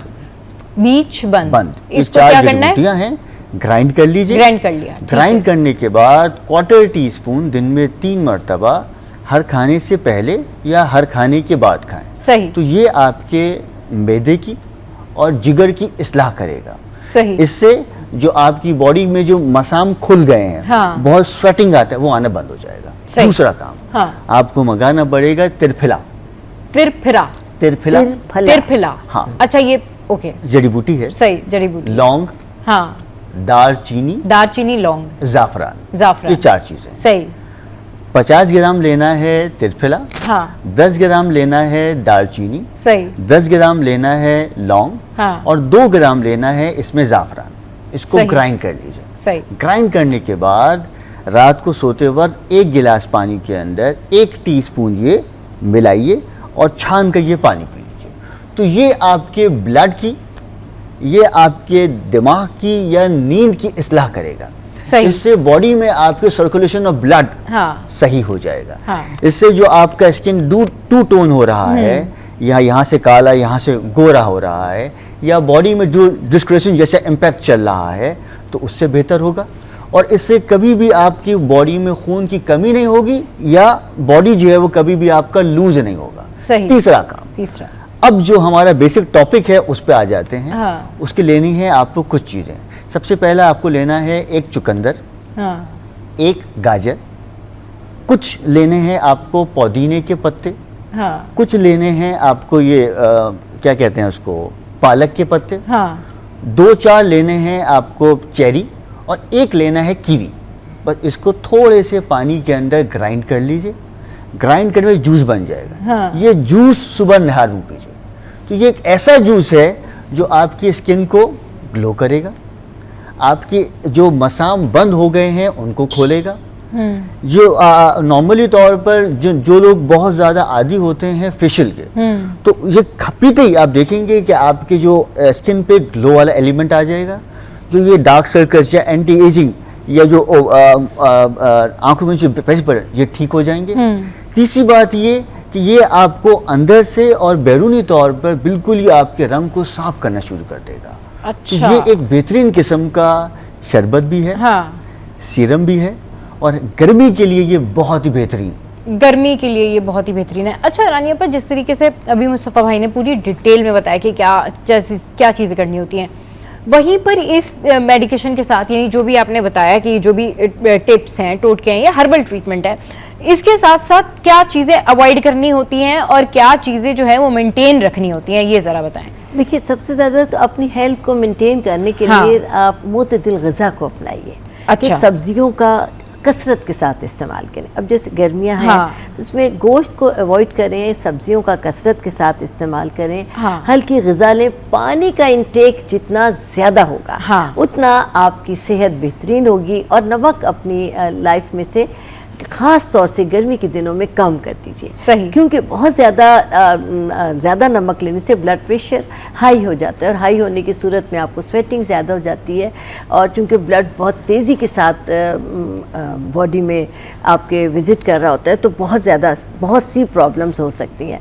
तो कोशिश ये करें कि बॉडी का टेम्परेचर कूल रहे और स्टेबल रहे। उसके लिए सबसे पहले तो ये कि जैसे कि मुस्तफ़ा ने बताया, ये आप स्मूदी टाइप बनाकर पी लें, या इसका जूस निकाल कर आपने स्मूदी बना ली। या तो अगर स्मूदी पी सकते हैं तो वेल एंड गुड है, नहीं तो इसको छान कर और थोड़ा सा इसका जितना भी पानी निकले इसमें मज़ीद पानी ऐड करके आप पी लीजिए। और सबसे बेहतरीन आजकल की गर्मी के मौसम में 1 जग पानी का, साफ़ पानी का अपनी डाइनिंग टेबल पर रोज़ाना सुबह रखें। उसमें 1 खीरा धोकर अच्छा, घुटनों के दर्द का ज़रा दोबारा से बता दीजिएगा। एक कॉलर भी हैं जिन्होंने पूछा है घुटनों के दर्द का, थोड़ा सा वो रिपीट कर दें। जो कि मुस्तफ़ा ने बताया है वो एक डिफरेंट नुस्खा है, वो आप ज़रूर करें। सही। और जैसा कि आप ये कह रही थी कि लगाने के लिए, जी बिल्कुल, कोई लगाने के लिए वो लोग जो किसी भी तरह कोई चीज़ खाने से गुरेज करते हैं और घुटने पर या बाजू में या खड़ाने पर या कोहनी पर, किसी भी जॉइंट पर या कहीं भी कोई दर्द हो और वो खाने के बजाय लगाना अगर चाहते हैं, तो इसके लिए एक बहुत ही अच्छी सी मैं रेमेडी बता रही हूँ। वो ये है कि खाने का चूना, खाने का, जो लोग पान खाते हैं वो अच्छा, पान वाला चूना, जो पान वाला वो खाने का चूना होता है, पान वाला चूना, क्योंकि वो बुझा हुआ होता है। देखिए, चूने का एक तरीका होता है कि पहले बहुत सारे चूने को लेकर बहुत सारा पानी, चूना बाकायदा पकता है। लेकिन अगर आप पनवाड़ी से ले लेंगे तो पना मतलब जो पान की दुकान होती है वहाँ से जाके चूना, जी पान की दुकान से जो लगा रहा है, जी वो खाने का चूना कहलाता है। वो बल्कि रखना चाहिए अपने घरों में। मैं तो एक बोतल भर के रखती हूँ। अच्छा, उसमें से 1 टीस्पून, अब जितनी बड़ी आपकी जगह है उसके लिहाज से, अगर घुटना है तो ज्यादा लें, कोनी है तो कम लें, जो भी कुछ है, जिसके कहीं दर्द है बैरूनी और या अंदरूनी और वो कहीं स्वेलिंग आ गई है, तो उन दर्द भी है, स्वेलिंग भी आ गई बहुत ज्यादा है, तो 1 चम्मच चूना, खाने वाला चूना, और 1 चम्मच हल्दी, हल्दी और चूना, ठीक। हल्दी, चूना, इतनी बड़ी गुड़ की डली, हाँ, क्या बताया मैंने, हल्दी, चूना और गुड़ की डली, गुड़ की डली, और इसको आप थोड़े से पानी में डालकर चूल्हे पर मेल्ट होने, पकाना नहीं है, मेल्ट होने के लिए रख दीजिए, ताकि ये तीनों चीज़ें अच्छी तरह मिक्स हो जाएं। जब ये तीनों चीज़ें मेल्ट होकर मिक्स हो गई हैं तो उसके अंदर 1 चम्मच भर के सरसों का तेल डाल दें, और इसको जब मिक्स कर लेंगी, ये चूल्हे पर आपको लगेगा कि बहुत गर्म हो गया है, तो आप उसको चूल्हा बंद कर दें। और जिसके भी दर्द है, ऐसा इतना गर्म कि वो बर्दाश्त कर, ठंडा नहीं लगाना, इतना गर्म कि वो बर्दाश्त कर सके, उस जगह पर अच्छी तरह इसका लेप कर दें। लेप करने के बाद इसको किसी कपड़े से बांध दीजिए, बैंडेज कर दीजिए, और अगर रात को लगाएं तो सुबह खोलें, ताकि तो आपका बेड खराब नहीं होगा, दूसरे वो ना कपड़े और लगाने वाले को प्रॉब्लम नहीं होगी। हाँ। और या दिन में लगाएं तो सुबह से शाम तक कम से कम इसको मौका दें कि बहुत देर तक लगा रहे, और फिर आप देखें अल्लाह ने चाहा कि विदिन 2 और 3 डेज या उसी दिन तो आपका दर्द 50% कम हो जाएगा, लेकिन 1-2 दिन में जिसको बहुत ज़्यादा पुराना दर्द भी, वो भी इससे ठीक हो जाएगा। किसी को चोट लग गई, अंदरूनी चोट है, समझ में नहीं आ रहा क्या है, बस दर्द है, तो इसको आप लगाएं, इंशाल्लाह बहुत फ़ायदा होगा। चलें जी, बहुत ज़बरदस्त जो है वो रेमेडी हमें बताई है रानी आपा ने, और बहुत ज़बरदस्त जो है वो बातें चल रही हैं। अच्छा, मज़े रेमेडी बताएं। लगाने के लिए, खाने के लिए, लगाने के लिए तो बेहतरीन काम ये होगा कि आप ले लीजिए थोड़ा सा ऑलिव ऑयल, जैतून का तेल, और आपने मंगाना है 7 मुलेठी, 7 अजवाइन और मुस्तगी रूमी। क्या मंगाना है? 7 पुदीना, 7 मुलेठी और मुस्तगी रूमी। थोड़े से जैतून के तेल में इसको पका लीजिए,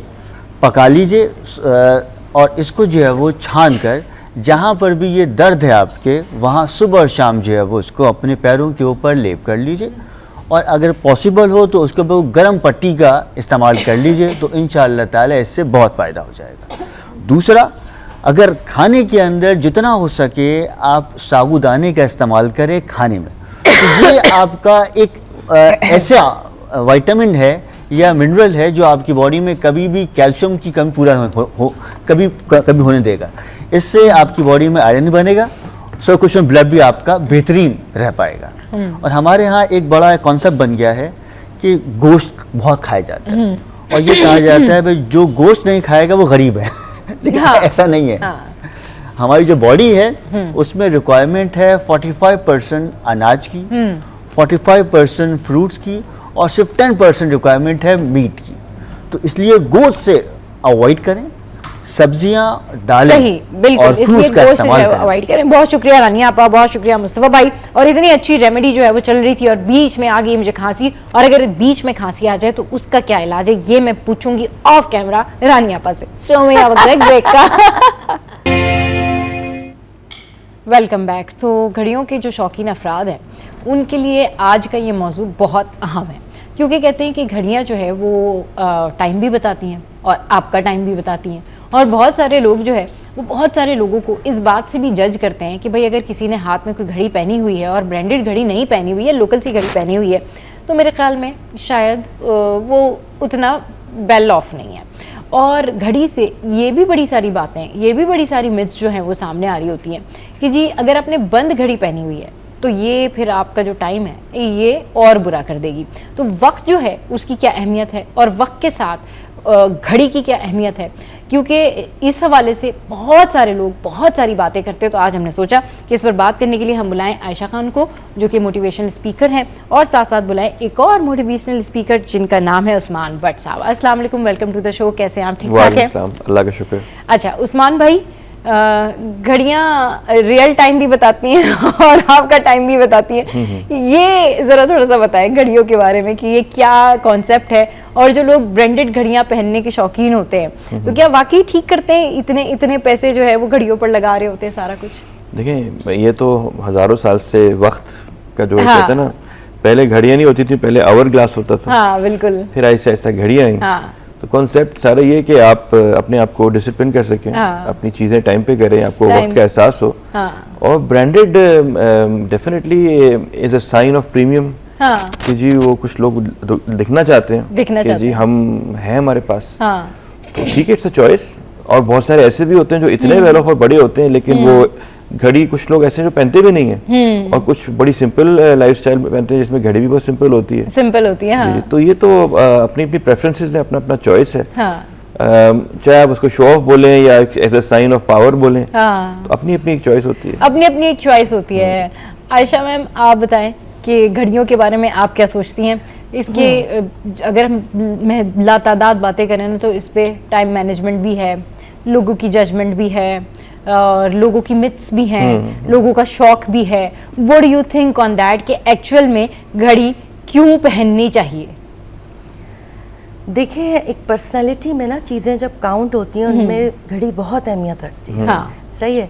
तो उसका जिस आपकी जो इस्तात है उसके मुताबिक आप एक अच्छी घड़ी पहने, जैसे कि परफ्यूम है, कपड़े हैं, ये पर कपड़ों के साथ सबसे पहले घड़ी देखी जाती है। तो जिनको शौक है ना, तो वो अपनी जितनी उनकी इस्तात है उसके मुताबिक घड़ी खरीदते हैं। लेकिन मैं सोचती हूँ जैसे कि गाड़ियों का शौक होता है, कपड़ों का शौक होता है, और भी दूसरे महंगे शौक हैं, तो घड़ियों का भी लोग ऐसे ही शौक रखते हैं।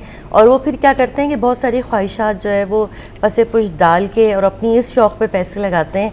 तो मेरे ख्याल में इसमें कोई बुरी बात नहीं है। अरे का अपना शौक है, घड़ी अच्छी रखना जो है बड़ी मतलब जहानत की बात है, या आप ये कह लेंगे उनकी चॉइस की बात है। बड़ी अच्छी उनकी जो है वो शौक है अगर वो घड़ी अच्छी पहनते हैं। और मेरे ख्याल में घड़ी पहनने वाले बिलाशुबा मैं ये कहूँगी कि हाँ, वो टाइम का ख्याल रखते हैं।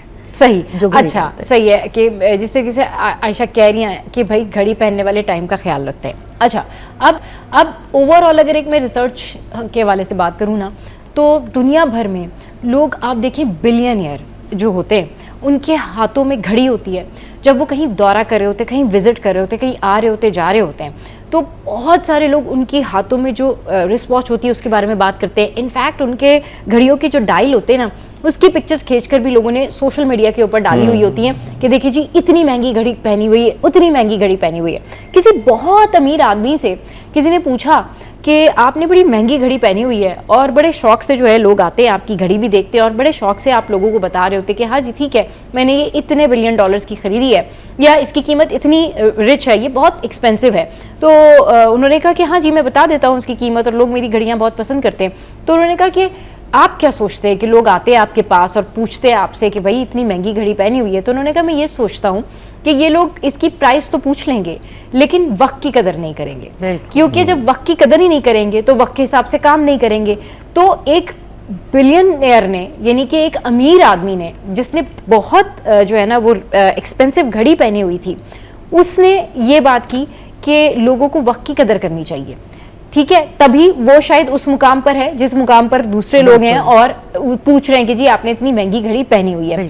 तो एक तो वक्त की कदर, और दूसरी बात ये कि टाइम मैनेजमेंट, और तीसरी बात ये कि जब आप घड़ी पहनते हैं और कोई एक्सपेंसिव घड़ी पहनते हैं तो उसके पीछे की हुई मेहनत भी नजर आ रही होती है। बिल्कुल ऐसे, क्योंकि ऐसे ही नहीं कोई जाके महंगी घड़ियां खरीद के महंगी घड़ी पहन लेते हैं। अब आपका मेहनत नहीं है, स्टाइल नहीं है, आपका पर्सोना नहीं है, तो आप कितनी भी महंगी घड़ी पहन लें, वो आपके ऊपर सूट नहीं करेगी। वो ऐसा लगता है जैसे आपने किसी से मांग के पहनी हुई है, शो ऑफ आप कर रहे हैं कि बस ठीक है, आप महंगी घड़ी पहन के आपने ऐसे हाथ रखा हुआ है, जी ठीक है मैंने घड़ी पहनी हुई है। बट अगर आप अपने पर्सोना के अंदर इनरिच्ड हैं तो डेफिनेटली आप जो भी चीजें कैरी करते हैं ना, वो आपकी पर्सनालिटी के साथ ब्लेंड हो जाती हैं। उस्मान भाई, ये बिल्कुल सही बात है। देखिए ये एक पूरा एक पैकेज होता है, हाँ, सिर्फ घड़ी नहीं होती, आप हाँ, किस तरह ड्रेस करते हैं, किस तरह बात करते हैं, उसमें आपका एक पर्सनैलिटी का हिस्सा होता है घड़ी। और इन्होंने, आयशा ने सही बोला कि एक आप किसी भी पोजीशन में घड़ी कम से कम अच्छी पहने आप, मतलब इससे एक इम्प्रेशन आपको अच्छा पड़ता है। हम जब किसी को इंटरव्यू भी करते हैं जॉब्स के हवाले से, तो उसकी पूरी पर्सनैलिटी को जज करते हैं, और उसमें घड़ी भी, मिसाल के तौर पे एक कैंडिडेट एक अच्छी पोजीशन किया है, उसने स्पोर्ट्स वॉच पहनी हुई है, वैसे तो उसका कोई इतना नहीं, लेकिन एक फील आती है उसे कि ये बड़ा कैजुअल किस्म का बंदा लग रहा है। तो ये सिर्फ sign of, I would say, a brand, a Prestige, time management, and definitely एक बंदा जो आप किसी को बगैर घड़ी के देखें तो वो कुछ खाली के something is missing, something is not right. सही, तो उससे भी एक इमेज अच्छा नहीं आता कि इमेज अच्छा नहीं आता। अच्छा, एक और चीज, बहुत सारे लोग घड़ी पहनते हैं और बड़े शौक से पहनते हैं, और आपने देखा होगा कि वो मार्केट्स में भी आपको नजर आएंगे, ऑफिस में भी नजर आएंगे, घर में भी नजर आएंगे, आपको हर जगह ऐसे लोग नजर आएंगे जो जिन्होंने घड़ी पहनी होगी। लेकिन यकीन करें वो घड़ी इसलिए पहनते हैं कि उनको लगता है कि ठीक है हमें आदत है, लेकिन जिस दिन लोगों ने घड़ियां इसलिए पहनना शुरू कर दी ना कि हमने इस टाइम से मुकाबला करना है, हमने इस वक्त को बचाना है, या हमने वक्त की कदर करनी है, लिटरली आप यकीन करें हम इतनी ज़बरदस्त नेशन में जो है वो शामिल हो जाएंगे कि हम लोगों के पास टाइम नहीं बचेगा कि हम बाकी कोई ऐसा काम कर सके जिसमें हमारी कोई नेगेटिव एनर्जी जो है वो जा रही है। तो घड़ी पहनने का मकसद ये भी होता है हमारे मुल्क में या हमारे माशरे में या एशिया में ओवरऑल, या आप अगर पड़ोसी मुल्क की बात करें तो वहाँ मतलब ज्यादा मकसद ये होता है कि शो ऑफ। लेकिन जो डेवलप कंट्रीज है ना, वहां पर जो लोग वॉचेस पहनते हैं, आपने देखा होगा स्मार्ट वॉचेस पहनते हैं, नई नई जो है वो टेक्नोलॉजी की वॉचेस पहनते हैं, वो इसलिए पहनते हैं क्योंकि उन्होंने अपना शेड्यूल मेंटेन करना होता है। वो इसलिए नहीं पहनते कि वो ये बता सके कि जी ठीक है हमारे पास इतने सारे पैसे हैं तो हमने ये घड़ी जो है वो खरीद ली है। घड़ी पहनने का मकसद ये होता है कि आपने अपना शेड्यूल मैनेज करना है, आपने अपने टाइम से जो है ना वो टाइम मिला के चलना है, आपने अपनी एनर्जीज जो है वो फालतू जाया नहीं करनी, और काम में अपने काम में आपने वक्त लगाना है। जी आयशा, आपने बिल्कुल सही कहा कि शेड्यूल बनाना है और उस पर अमल करना है। अब हमारे यहाँ देखें मोस्ट ऑफ द पीपल सुबह उठने का रिवाज नहीं है, खासतौर से कारोबारी हजरात में। वो 12-1 बजे उठते हैं और 2 बजे मार्केट खुलती है, और फिर इस तरह से बिजली का भी हमारे यहाँ चलता रहता है कि रात को मार्केट रात तक खुलती है तो बिजली भी ज़ाया होती है, जबकि सूरज की रोशनी से यूटिलाइज नहीं करते सूरज की रोशनी को। तो बिल्कुल ऐसी सही बात है कि टाइम मैनेजमेंट तो है, उसका सही इस्तेमाल नहीं है। सही है। तो दिन के वक्त जो है वो जागे, सुबह से काम करें, दुकानें सुबह खोलें और शाम को कम से कम वक्त शाम से पहले दुकानें बंद करें।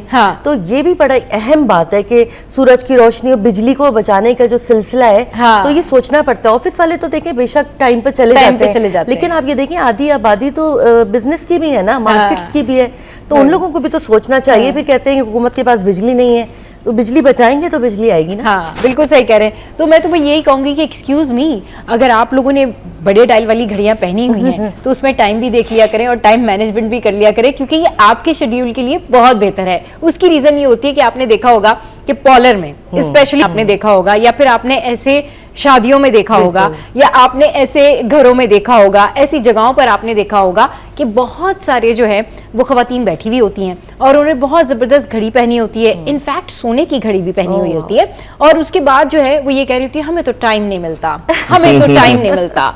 मैं आई वाज थिंकिंग कि इतनी बड़ी घड़ी आपने पहनी हुई है, अगर आप यही घड़ी को जो आपने पहना हुआ यूज कर लें, इसकी टाइम मैनेजमेंट कर लें, तो आपके पास टाइम ही टाइम है। वैसे टू बी ऑनेस्ट सबा मैं बताऊं, जब लोग कहते हैं ना हमें टाइम नहीं मिलता, मेरे पास बहुत टाइम है और मैं सोचती हूँ कि मेरे सारे काम भी हो जाते हैं, अब मजीद करने को टाइम मतलब बहुत होता है मेरे पास। और मैं हैरान हो जाती हूँ जब लोग ये कहते हैं, हाउस वाइफ आप समझ लें, वर्किंग लेडीज भी नहीं है, वो कहती है टाइम नहीं मिलता। मैंने भी बच्चे पाले, सब किया है, मियां भी है, ससुराल भी थी, टाइम हमेशा रहा है मेरे पास। अच्छा मसला ये ना आयशा जी, बात वही होती है कि आप किसी के घर में चले जाएं, किसी खातून ने जो है वो आपको कहना ना टाइम नहीं मिलता, तो आप उनका किचन देखें गंदा हो रहा होगा, फिर बंदा सोचता है टाइम नहीं मिलता, फिर आप देखें उनका बेड रूम या बाकी चीजें ड्राइंग रूम सब गंदा हो रहा होगा, फिर आप सोचती हैं हाँ वाकई टाइम नहीं मिलता। वही टाइम मिलता किस चीज के लिए, तो मैं कह रही हूँ टाइम सोशल मीडिया पे टाइम जाया करने के लिए वो टाइम मिलता है। हाँ टाइम जाया करने के लिए टाइम मिलता है भाई। पूरी रात स्क्रॉलिंग और दिन में उठे उसके बाद स्क्रॉलिंग और काम जो ना जैसे तैसे निपटा के और बस फोन,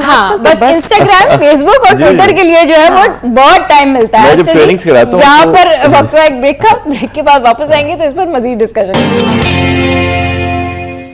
वेलकम बैक। तो जनाब टाइम मैनेजमेंट की बात हो रही है और टाइम मैनेज के हवाले से जो है ना वो एंकर से ज़्यादा मेरे ख्याल में कोई नहीं जान सकता, क्योंकि हम लोगों को ना एक मिनट का जो टाइम होता है ना वो हम कैलकुलेट कर रहे होते हैं। इनफैक्ट मेकअप रूम में भी हम टाइम देखकर मेकअप कर रहे होते हैं। जब मैं न्यूज़ में थी तो आंधी चले, तूफान हो, बारिश हो, कोई भी क़यामत हो, आफत हो, कुछ भी हो, हेडलाइंस को अपने टाइम पर ही जाना होता था और हेडलाइंस अपने टाइम पर ही जाएंगी। और अल्हम्दुलिल्लाह ऐसा ही होता था कि हम अपने टाइम से जो है वो बैठ जाते थे। यानी इतना कैलकुलेशन मुझे पूरा जितना भी मैंने काम किया उसमें मुझे टाइम कैलकुलेशन इतना आ गया है आयशा जी कि मुझे ना अब ये भी समझ होती है कि हम उस टाइम पर जो ओसीज पढ़ते होते थे ना, हमें उसकी टाइम कैलकुलेशन भी पता होती थी कि इतने मिनट का ये पैकेज है और इतने मिनट में ये खत्म हो जाना है, इतने मिनट में हमने वॉशरूम से वापस आ जाना है, इतने मिनट में हमने लंच कर लेनी है, इतनी देर में जो है ये खत्म होगा तो मैंने चॉकलेट खा लेनी है। यानी ये आपको जब टाइम की कदर होती है ना तो फिर आपको पता होता है कि आप 2 मिनट में ये काम कर लेंगे या 1 मिनट में ये काम कर लेंगे। सब मैं बताऊं, मैंने जितना भी मीडिया में देखा है जी ना, जी, जो लाइव जितने प्रोग्राम्स है ना, वो तो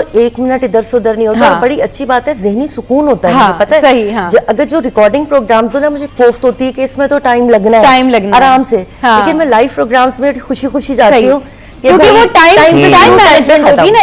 यही बात हो रही है कि टाइम मैनेजमेंट होती है। और उसमें टाइम मैनेजमेंट का सबसे बड़ा फायदा ये होता है कि जब आप टाइम मैनेज कर रहे होते हैं ना, तो वाकई आप बहुत अच्छा काम भी कर रहे होते हैं और टाइम मैनेजमेंट के साथ साथ आप बहुत सारी चीजें गो थ्रू भी कर रहे होते हैं। अच्छा, अब जहां तक ये बात है ना कि घड़ियों की, कि लोग ब्रांडेड घड़ियां पहनते हैं, लोगों को ब्रांडेड घड़ियां पहनने का शौक होता है, तो क्या घड़ियां जो आप पहनते हैं वो अपना टाइम भी बताती है और आपका टाइम भी बताती है? मैं चाहूंगी कि आप इसके ऊपर भी जरूर बात करें। और बंद घड़ी पहनने वाले बहुत सारे ऐसे लोग होते हैं जिनके पास बहुत अच्छी घड़ियां होती हैं, और लेकिन उनकी घड़ियों का जो टाइम है ना वो ठीक नहीं चल रहा होता है। अच्छा, ऐसा मेरे साथ भी बहुत दफा हुआ है कि मैंने मेरी बहुत महंगी घड़ी है लेकिन उसके सेल का इशू हो गया है, वो नहीं चल रही है। तो यकीन करें, मुझे बहुत सारे लोगों ने कहा कि यार ये अच्छा नहीं होता, ये एक मिथ है कि नहीं यार ये बिल्कुल अच्छा नहीं होता, या आपका टाइम भी जो है ना वो खराब कर देगी।